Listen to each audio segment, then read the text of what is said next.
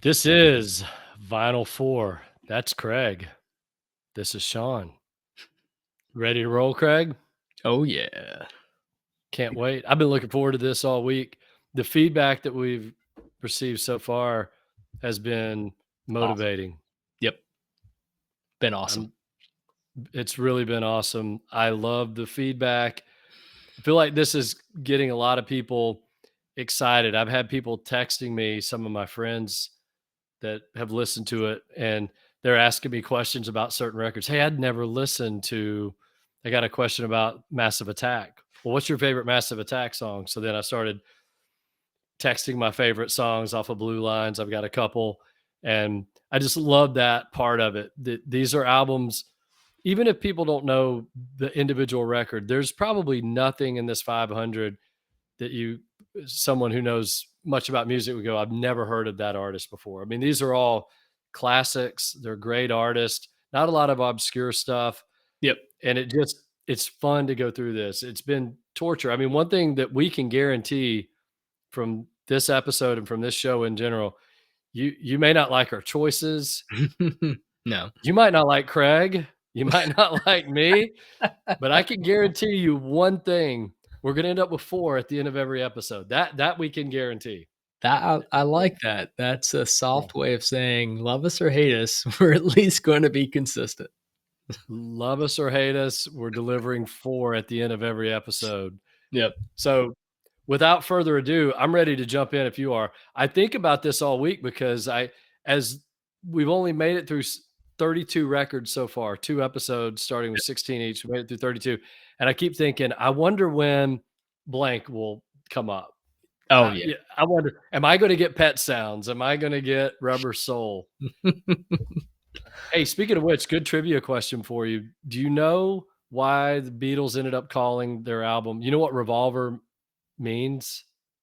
Do you know Uh, why they chose Revolver or what it even is in reference to? I honestly don't know. Because I always thought of it as referencing a gun, and it does not.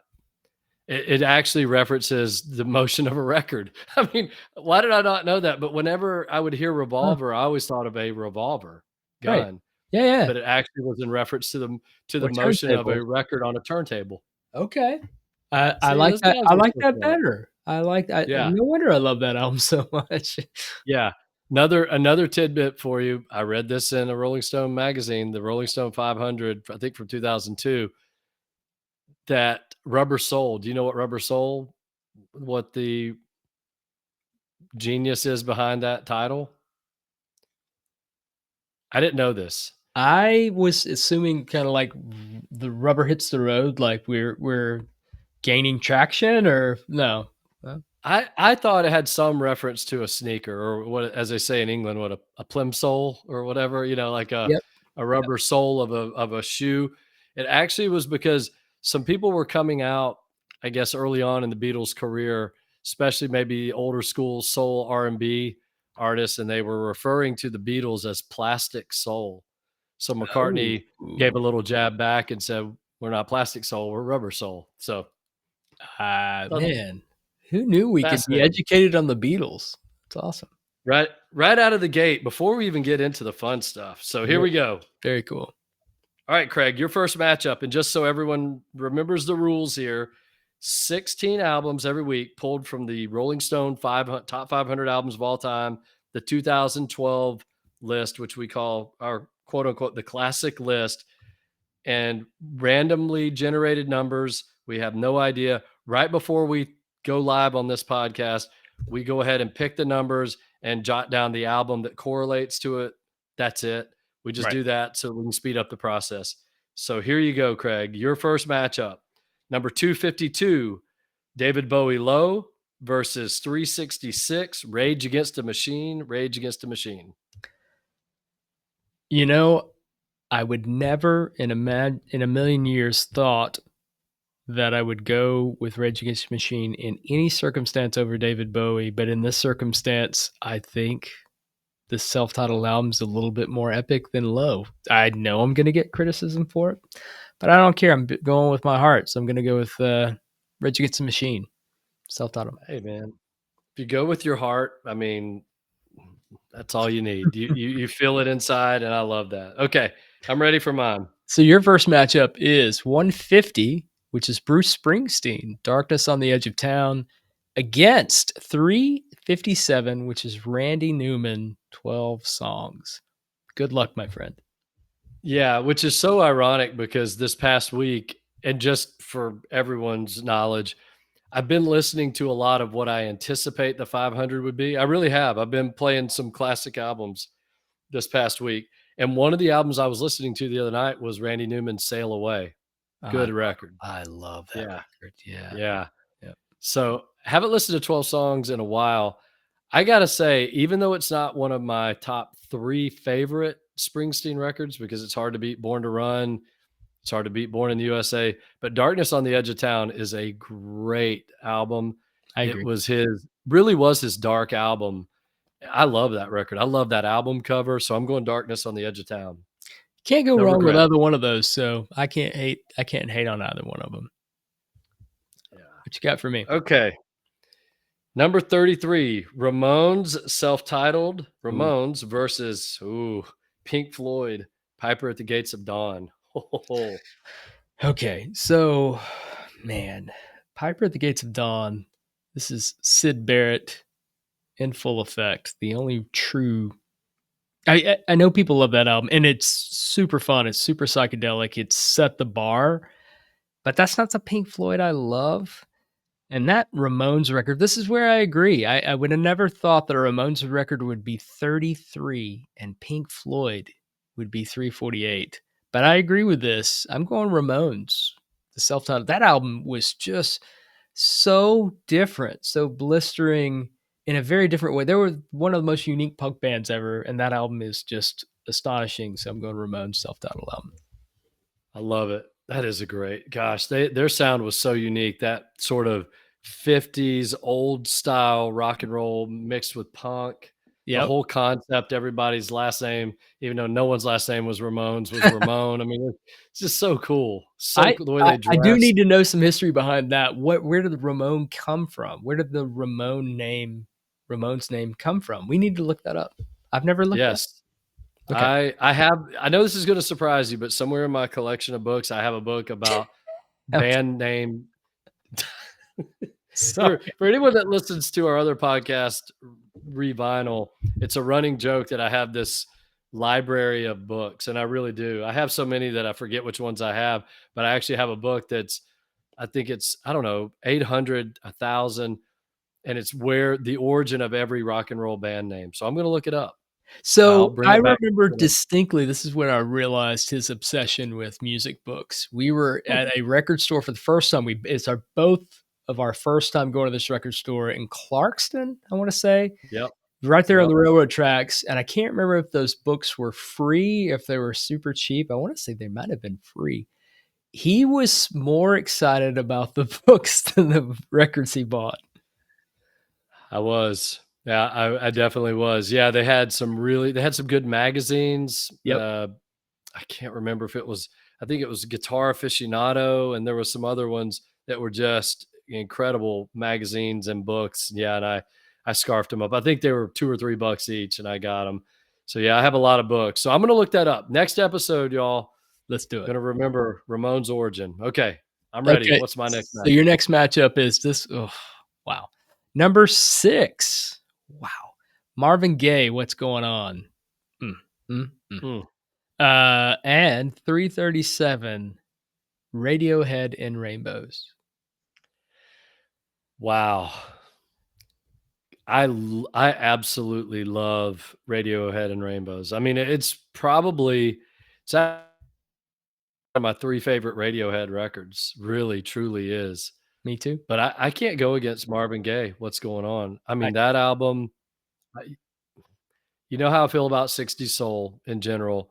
That is one of the greatest 60s soul records, and there's a lot of them. But it's also one of the greatest albums ever made.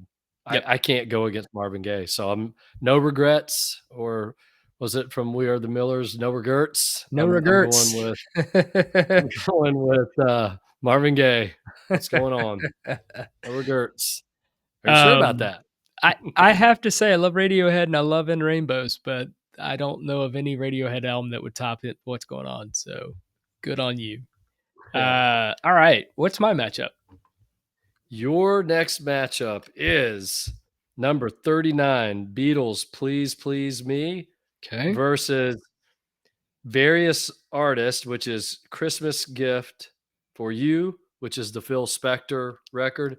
That's actually really tough. I'm not trying to influence you either way, but those are two classic old school records. So I'm really starting to appreciate because the you had the blue album and the red album, the greatest hits from the Beatles, and I was always more of a blue album guy, the more grittier Mhm. stuff. But I'm really starting to appreciate those earlier Beatles albums, and as I start to hear influences from like Kurt Cobain and people that are like, man, his favorite album was Help, or whatever the case may be. Please Please Me is just remarkably good. It's great, catchy. It might be bubblegum, but it's just so well written. There's a reason why all their albums are 5 stars. But A Christmas Gift for You from Phil Spector is a revolutionary Christmas album. I mean, we are talking that wall of sound mixed in an arrangement from a holiday arrangement with like who did you have on that? You had the Ronettes, you had, Ronette. oh my gosh, that whole album from start to finish is just, it takes me back before I was born. I love that album so much. So I'm gonna go with 142. I'm gonna go with The Christmas Gift for You from Phil Spector. I had a feeling a lot of people don't know this, but I know you very well. You love Christmas records, I, good Christmas records. I do. That's a sweet spot for you. That's in your wheelhouse. So that was going to be tough for anyone to win on that one. So I'm not surprised. Yep. All right, All right, you I'm ready? ready. Okay. Oh, I'm so jealous. 168 is Elvis Costello. My Aim is True. And this is Elvis Costello. This is pre attractions. Elvis Costello, My Aim is True versus 340, 345. Sorry about that. Lou Reed, Berlin. I know where you're going. I'm not even going to create any tension or drama here. Let's just go Elvis Costello. Yes. My Aim is True. It actually, I know you and I have a little different opinion on what our favorite. That's my favorite Elvis Costello record. Period. I love that Yeah. record so much. I know that's top 2 or 3 probably for you, but for Yeah. me, it's bar none my favorite. You're a bigger Elvis Costello fan than I am. I'm a big fan of mostly his first 4 or 5 albums, but My Aim is True is the album. Sneaky Feelings, one of the greatest It I songs. we've talked about first albums. It's like the Bruce Springsteen first album, and there's just so many, and that's Yeah. one of those first albums he never had quite that sound, quite that energy. He had Mm, that energy, he just never had that kind of just uninhibited, because by the time this year's model comes out, and I'm diverting too much, but this year's model is where it's like, God, I love the attractions. I just love I yeah. love the band, as much as I love Elvis. So, but Miami is True is undeniably one of the best debuts albums ever. Maybe could be the best debut album, and that's, I don't know, that's debatable, but yeah, It's up there. for It sure. sounds like a bar band album. That's to It me the does. difference. It sounds like because that was sort of the end of pub rock, the Yep, subgenre. He was involved in that, and to me, that is a classic bar. It's not really punk. It's not new wave. I mean, it's got elements of all that. At the end of the day, if someone just said describe it, I would just say it's like a barroom album. It's for sure. just it's raw and the energy. Yeah. Okay. Easy choice for me. All right. Next up for you is 125, Janis Joplin, Pearl, Okay. or the Kinks, something else by the Kinks. Oh, look, Pearl is a classic. Pearl is a classic, and I know you're not a huge Janis Joplin. That album is so good. It's blisteringly. Pearl is the greatest hits. It's fantastic. I love the Kinks.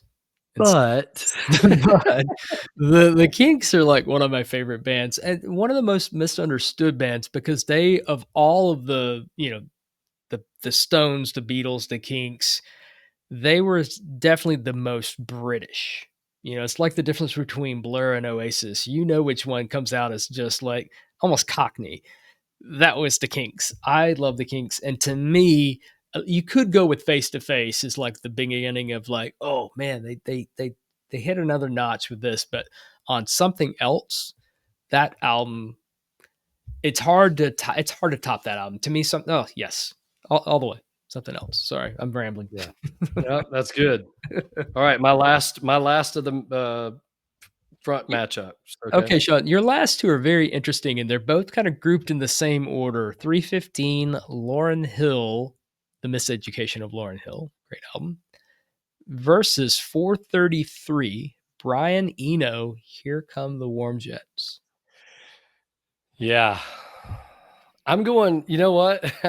I'm going Lauryn Hill. When Oh, it's not my favorite record of the 90s or anything like that, but when that came out to me, that was different. And it combined so many different elements of neo soul, hip hop. Loved her voice. I thought that song, that thing, whatever, doo wop, that thing yep. was one of the most just original songs that I heard from that time period. Yeah, I'm going Lauryn Hill. I'm picking Lauryn Hill over Brian Eno. See, I didn't even say his name right. Going Lauryn Hill over Brian Eno. So everybody send your hate mail to vinylfourpodcast at gmail.com. I'm picking against Brian Eno, but honestly, the Lauryn Hill record it was a really good record. So there we go. I love it. I love it. All right, now now I can't blame you. I would go Brian Eno on that, but I get it. Have you listened to Here Come the Warm Jets? I'm just curious. Are you I'm not a huge Brian Eno fan. I've listened to a lot of that. What was it, Another Green Planet? Was that what it was called? Another Green This is different though. World or Here Come the Warm Jets is pretty much straightforward kind of new wave and punk. It is okay. a blistering. It is great. It is a great album. You know, and he evolved into a complete. He created his own sound with. I mean, he basically was one of the forefathers of ambient music. So, but Yeah. that album is an absolute treat. Roxy Music wouldn't be Roxy Music without Brian Eno's earlier stuff. There's just so much great stuff there. But I get it, and that Lauryn Hill album is extraordinary. Yeah. And I think pretty influential. Not that I'm picking because it was influential, but it was. Okay. We have our four each now. We've got to whittle it down. So your four, I'll read them out here. Rage Against the Machine, self-titled. Right? Ramones, self-titled. Okay. Various Artists, Christmas Gift for You, the Phil Spector Christmas album, we'll call it. Okay. Kinks, Something Else by the Kinks. Right. Okay, those are your four. Okay. My four: Springsteen, Darkness on the Edge of Town; Marvin Gaye, What's Going On; Elvis Costello, My Aim is True; and Lauryn Hill, Miseducation of Lauryn Hill. So we have some choices to make. We can do what we do every week is look at the 8 cast-offs, my 4 and your 4, and you can pick up one of yours. You can trade out. So I'm Okay. going to read out, and you can pick your own cast-off. I'm going to read out the cast-offs. You get to go first this week. Okay. So here are the cast-offs. David Bowie, Low; Randy Newman, 12 Songs; Pink Floyd, Piper at the Gates of Dawn; Radiohead and Rainbows; Beatles, Please Please Me; Lou Reed, Berlin; Janis Joplin, Pearl; and Brian Eno, Here Come the Warm Jets. Okay. Do you want to make a trade or do you want to stick with your 4? Hmm. I do want to make a trade. All right. I'm going to surprise some people here too. I am going to actually trade. I'm going to trade Rage Against the Machine with Radiohead and Rainbows. Ah, oh man. Amazing. I was going that same direction, my man. Okay, so now you have Radiohead, you have Ramones, you have the Phil Spector Christmas album, and Kinks. Those Yeah. are your 4. And now you can start thinking about who are going to be your 2 to do your half of the Vinyl 4. Let me go through mine really quickly. I've named all the cast-offs, castaways. Radiohead's off the table. Thank you very much. Very little. So now, dang it. That was gonna be the one. Um, okay. You know what? For this week, I'm sticking with what I've got. I'm sticking with my 4: Springsteen, Okay. Marvin Gaye, Elvis Costello, and Lauryn Hill. I like my 4. I like it. Nice. Okay. So now, while you are thinking for a minute about Yeah. this, Yeah. I am going to take a little aside and do something that I found that was really cool in one of these Rolling Stone Top 500 magazines. Is they had different artists do their own personal favorite top 10. I thought this was really cool. So I picked one here. I'm doing Billy Joe Armstrong from Green Day. Okay. I think this would be cool for people to hear. So Billy Joe Armstrong, this is as of 2003. In 2003, Billy Joe's 10 favorite records. I'm going to go 10 to 1. Number 10, The Replacements, Tim. Yes. Of He's a course. huge Replacements fan. Yes. Actually, at last time I saw The Replacements, Shaky Knees Music Festival, Billy Joe played almost the entire set. He came out, I think, on the second song, and he played the entire set with Paul and Tommy and the boys, and it was incredible. Okay. Number 9. Number 9. Number 9. Ramones, Rocket to Russia. Oh, nice. Yeah. Great album. Great album. Yeah. Number 8 for Billy Joe Armstrong, Nirvana, Nevermind. That checks That out. totally tracks. Number 7, here we go again. Sex Pistols, Nevermind the Bullocks. Of course. Yeah. I just never wasn't my thing. Okay. Same here. Oh, this is cool. Number 6, Bob Dylan, Bringing It All Back Home. That's really cool that was in Billy Joe's top 10. That's actually a surprise. I love it. Yeah. Yeah. Number 5, The Doors, self-titled Doors record. Great. Even more surprise. Very nice, Billy. This one will surprise you the least of everything. Number 4, London Calling, The Clash, of Oh, course. of course. Of course that would be in his top 10. That's gotta be Surprised it's not number 1. right, right. Number 3, one of your favorite Rolling Stones records, Beggar's Banquet. Oh, I love it. Love that album. Number 2, The Rise and Fall of Ziggy Stardust and the Spiders of Mars. All Or right. or Spiders from Mars, David Bowie. Number 1 is an album we talked about at the beginning of the episode, Beatles' Revolver. That's his Yeah. favorite record of all time. That's awesome.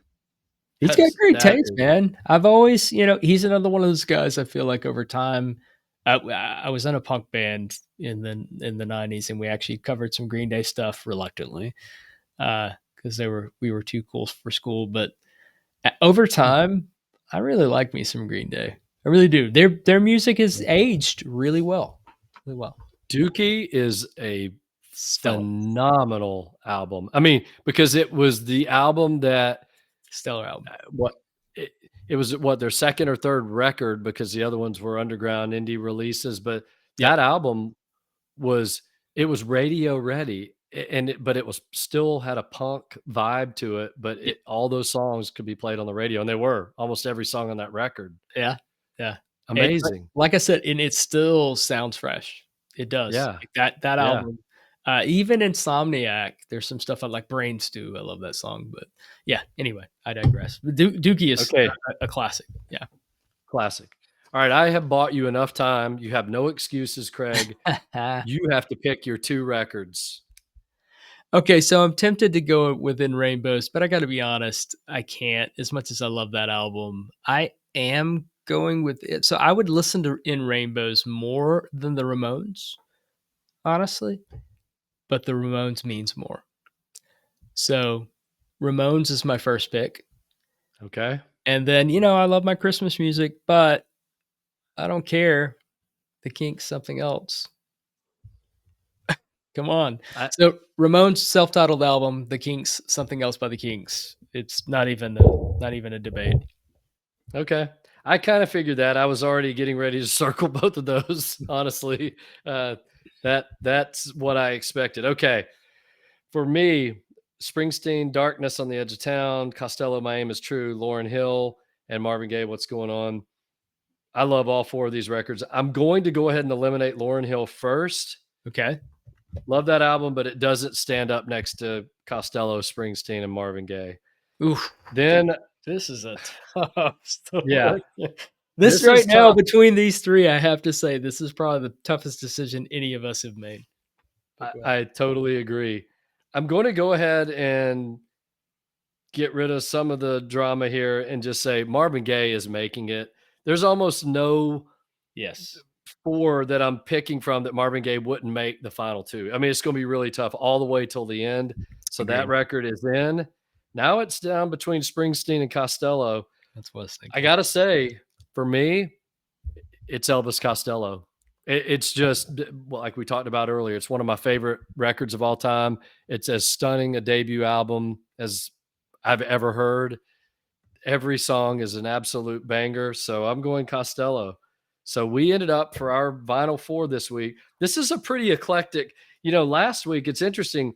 Last week we had 3 of the 4 bands that we picked last week being Big Star, Yeah. Zeppelin, AC/DC, and REM. 3 of those were global international superstars, right? AC/DC, REM, Zeppelin. Yep. Arena bands, they could sell out 40,000, 50,000.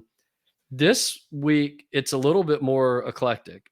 Ramones, Kinks, Costello, Marvin Gaye, all those are massive artists. I don't know that any of them really could have sold out a 40,000. They weren't at the level of Zeppelin or AC/DC, right? I mean, Absolutely not. No, no, they nobody here was, honestly. Yeah. no. Yeah, medium-sized arenas or stadiums, but nothing like AC/DC, not the behemoths of rock like AC/DC and Zeppelin. Okay, last thing we're gonna do, we have made a tradition of do you have 2 albums this week that you Oh, wanna like that like that I sh said before, I already have another 16. So yes. Yeah, Yes, yes, yes. yes. I do. All right, you can go first. Are we going to we've been doing 2 at a time. I do 2, you do 2. Are we Yep, jockeying back and forth? Okay. you can do your 2 first. Okay. Should be in. Okay. I'm gonna go a little bit more. This is quite timely actually. And I tried to do these in order too, to spice things up. I am gonna start with a jazz album. And I this album to me is so monumentally good. And the only reason people don't know this album as much as they know Miles Davis's Kind of Blue is the fact that they don't know that Miles Davis is on the record.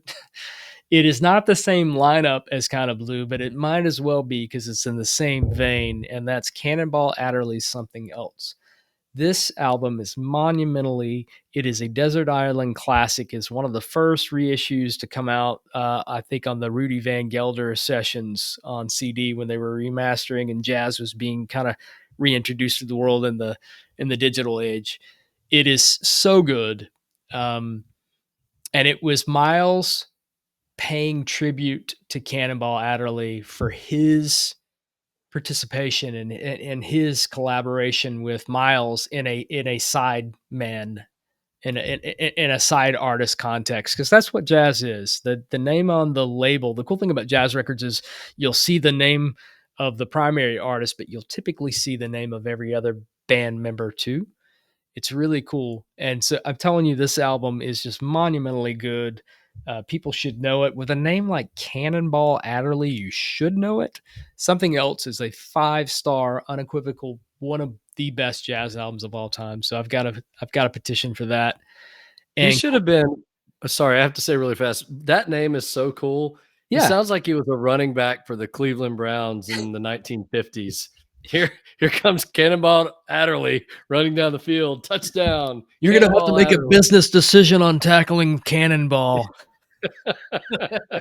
That's right. I love I've it. already thought about Cannonball this Adderley. because Sean and I are such big, football fans, especially college football, and I totally want to somehow make the connection between music and football and sports in general. So when we get done with our draft, when we get to a certain point, I'd kind of like to go, well, this guy, I mean, he's such a great guitarist. He's definitely your lead wide receiver, and this guy, I mean, he's your best tailback. I just want to do it. I love that correlation. Thank you, Sean, for getting it. You're gonna love my second pick because I just gushed over one of their other albums. In fact, it just made my vinyl 4, our vinyl 4 this week. That's the Kinks. You know, the one album that's not on the list, and it shocks me, is Arthur, or The Decline and Fall of the British Empire. If you have not heard, Arthur is, now it is quirkier, it's more experimental than something else, but man, this album, it's blistering because there are moments where it's like it's blatantly British, and there's other moments where they're going for American rock. They're just in your face, hard rock.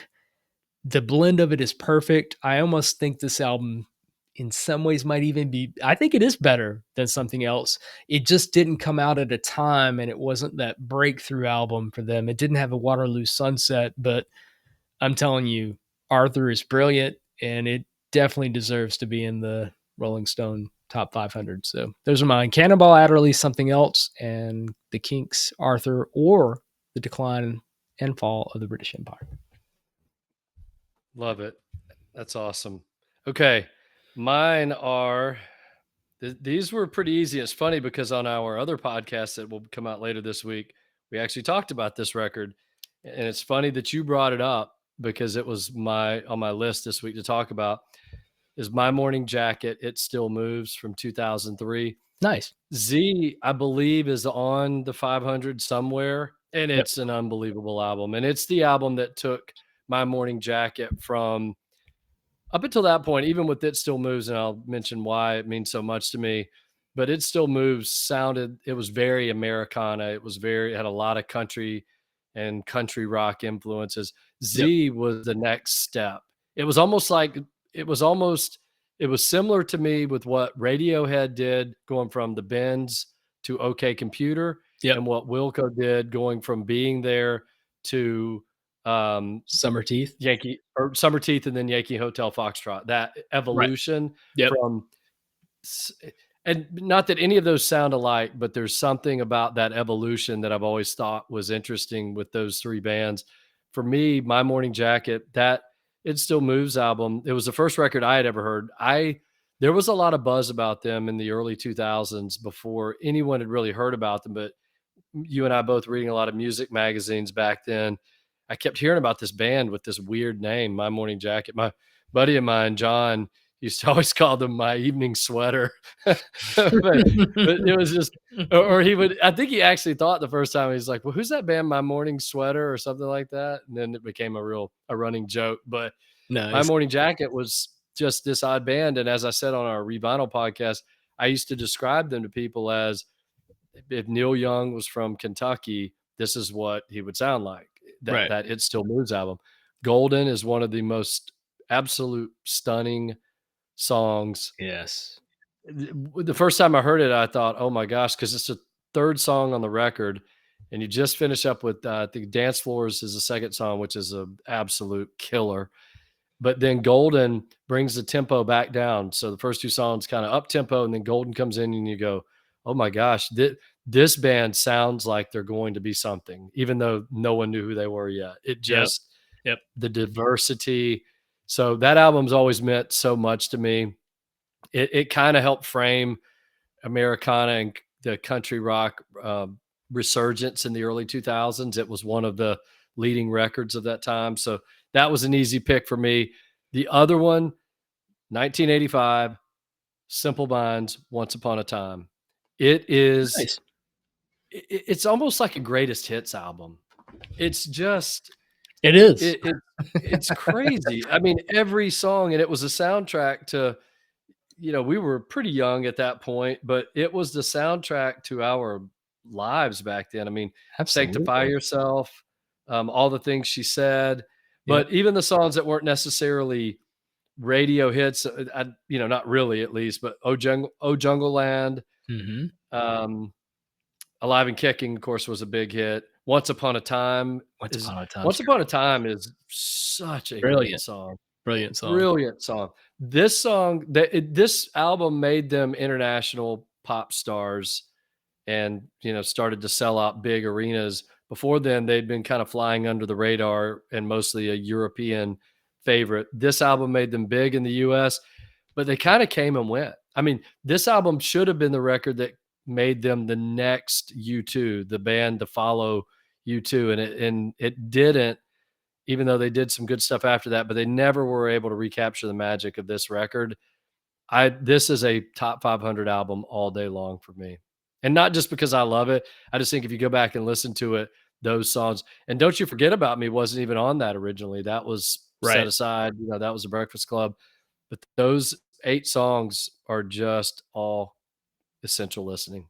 Yeah. You almost don't even need, "Don't You Forget About Me" on that record, even though I can't hear that song enough. I still think that song Yeah. I don't care how many times I hear it, it still resonates, but yeah, those are great picks. I like it. You want feel like you're diving in a little bit deeper is me as far as, I don't know, you're not going with some of the bigger names. You're going a little bit more Yeah. personal. I haven't gone there yet. I'll get there, promise. Yeah, and I'll probably start to swing the other way some.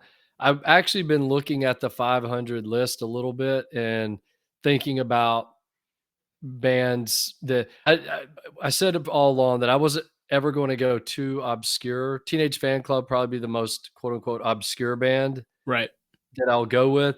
I don't want to go too obscure. I don't want to go with something that's just ridiculous, like just because it's a personal favorite. right. Really trying to think of records that I go, in a perfect world, this would be considered one of the 500 best albums, not because I like it, but because it's pretty universal. You know what I But look yeah, at, Sean? I look at it as if you played this album and every song was a single. So I don't think of it as what was released. I think of it as if you just played this album for the mass public, how would they connect with it? And I'm looking at my albums right now and I'm thinking all of them. They would all yeah, connect. I'm shocked though. Here we are. So we've gone through 3 rounds, 3 16s down to 3 vinyl 4s. yep. And you are first next on our should be in. I'm going to be shocked if I pick this one album before you do. I'm going to be flabbergasted if I do. But if I do, I'm going to I'm gonna I'm gonna mock you. Sorry. I'm an easy target. I'm such an easy You're not an target. easy target. I can't do that to Sean. But I will probably go, I can't believe what were you thinking? But I think you've gone deeper. I think that's cool. I respect your picks because I do think they're all valid picks, but I think they're also things that aren't obvious. Yeah. Yeah, I think it's cool. Yeah. Yeah, they're not obvious. I have been trying to go with a little bit of the less than obvious, but at the same time, I feel like they're records. If someone's listening to this right now and they really just open up and they listen to that Simple Minds album, Yep, they're gonna go, that in my opinion, it's one of the I actually think New Gold Dream is even better, I do too. but that's a little more obscure. That I can't really say Oh, I I think would think be a top 500. I I mean, might even go Sparkle in the Rain too. You know how much I love Sparkle in the Rain. oh We my both do. gosh. Yeah. I mean, that run, those 3 records, New Gold Dream, Sparkle in the Rain, Once Upon a Time, Flawless. that's a trio that you could start to stack up some of the greatest 3 album runs of all time, then Yep. that's gonna be pretty high up there. But to me, that is the one record that I could legitimately say, because it had so many hits on it, Yep. that you go, "Yeah, that could be a top 500." It would be really hard to justify that. I think New Gold Dream, in my opinion, it's the best album. It's hard to say. It's pretty close to being the best album of the '80s for me. It would be in Wow, my top okay. 5 records of the '80s. Very Yes. cool. Respect the heck Yeah. out of that. Yeah. I I don't know love it. where I mine would love have it. been. That sounds like another podcast. That sounds like another podcast right there. All right. We're gonna wrap up here. Thank you all so much for listening. So the email address, get this straight, it's vinyl4 spelled out, Yep. FOUR, podcast Thank at you. gmail.com. Absolutely. Yep. Send us your feedback. Send us questions. Send us the things you think were ridiculous of us to pick, what you loved. And we want to get that engagement going, because as we get deeper into this list, we really might pull in some listener opinions along the way, and we'll kind of surprise people perhaps, but we want to get some engagement. So keep listening, follow us, subscribe, all that fun stuff. Yep. And we're going to keep doing this every week until we get to our Vinyl 4, which will be sometime maybe early next year. Seriously, we'll do one of these every week. That's And crazy. when we get to all of these Final Fours and we put them together, it Yeah. is gonna be absolute chaos in Chaos. terms of trying to figure out Murmur versus Rubber Soul, or, Led Zeppelin 4 versus Back in Black. I don't even know. I don't even wanna think. You said it last week, let's don't get too far ahead of ourselves, but it is gonna be so much fun because we are truly at that point narrowed down to our favorite albums of all time. It's gonna be so much fun. Yeah. Really difficult, but so much fun. Little bit of anxiety there, Sean. I've just got Yeah, a little bit. but I'm prepared for it. I know it's coming. I'm just, let's brace ourselves. Yeah, I imagine by the time we get that deep in, we're gonna have so many listeners. There's gonna be listening parties all over the world for that Yes, for sure. final episode. That's what I Absolutely. want. That's the goal. So Absolutely. spread the word, everyone. Send it to all your friends. Send it to people you don't like, because maybe they need some happiness in their lives too. So just send it to everybody. What I want is like a like a fantasy football draft. I want a Vinyl 4 draft party Yeah. at breweries. Let's get Yeah. this going. Let's get this trend started. That sounds fun. All right. You got a brewery around town, send it to us. Maybe we'll show up. Absolutely. Sounds awesome. Okay. Thanks, everyone.